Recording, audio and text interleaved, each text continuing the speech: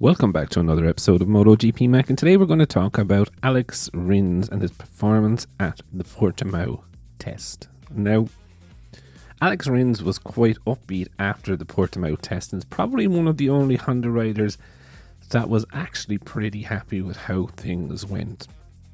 Now, he said on the Saturday of the test, he was mainly focusing on the sprint race, and you know, this is completely true, as you could see that he was running the main petrol tank and also a sprint race petrol tank during Saturday.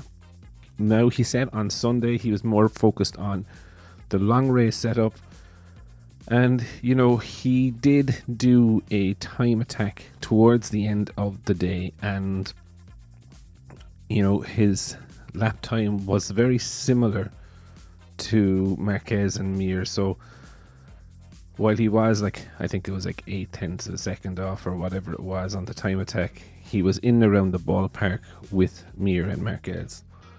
But he did say though that he was very happy with the bike, and that his race pace that he did within Sunday in Portimao was better than the pace that Mir and Marquez had, so he was quite upbeat with that.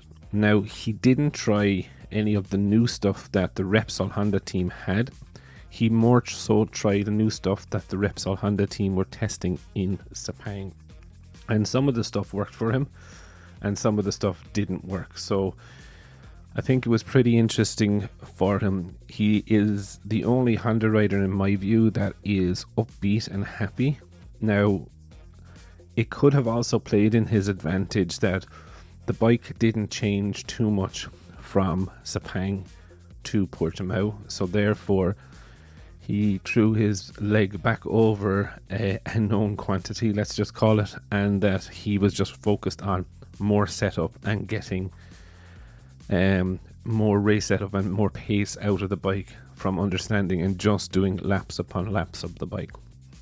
You know, when in the situation that Honda are in, it's pretty desperate and they're throwing different parts at it, and I would genuinely believe that Marquez and Mir, every time that they're throwing their leg over the bike, it's a completely different bike to the one that they rode the last couple of laps out on. So it's definitely going to be interesting to see the dynamic between the Honda teammates and also the LCR team, because realistically, if Rins can start gelling with the bike better than Mir, Marquez and Nakagami, you know, it'll definitely be something funny and interesting to watch.